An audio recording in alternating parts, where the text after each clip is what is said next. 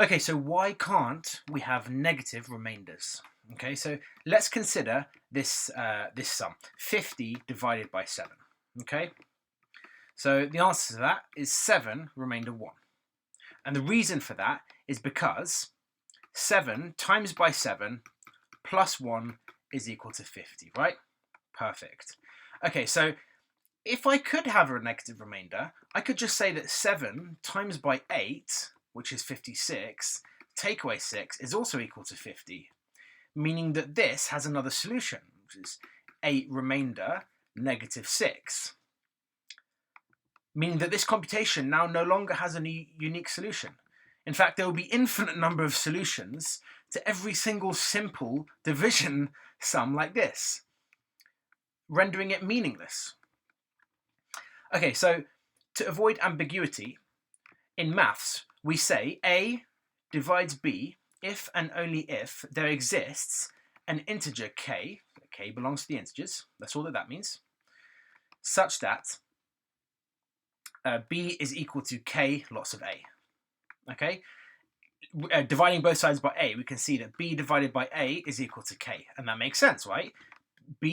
A divides B if you can put them over each other as a fraction, and you'll get out as an integer as an answer, like not a decimal, an integer.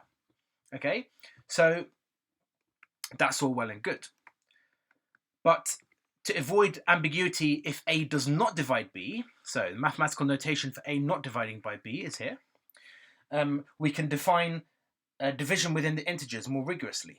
And the division algorithm helps us to do this. It allows us to find a unique quotient and remainder for any two integers. Okay, what does that mean? So, if A doesn't divide B, we can say that A equals to B lots of Q plus R. Essentially what I've got here, okay? Where Q is the floor function of A over B. Okay, so Q is a floor function of A over B. That is a fancy way of saying Q is the greatest integer less than or equal to the actual value of A over B. Okay, and here's the important part now. Here's the reason why R can't be negative. It's simply because R must be between 0 and B. Okay, that's literally it. We defined it in maths to be between 0 and B.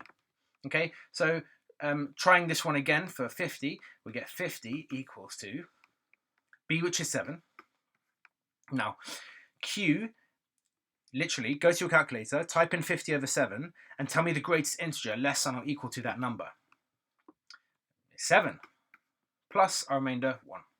Okay, so hopefully that sheds some light upon this topic and help you understand why we cannot have negative remainders.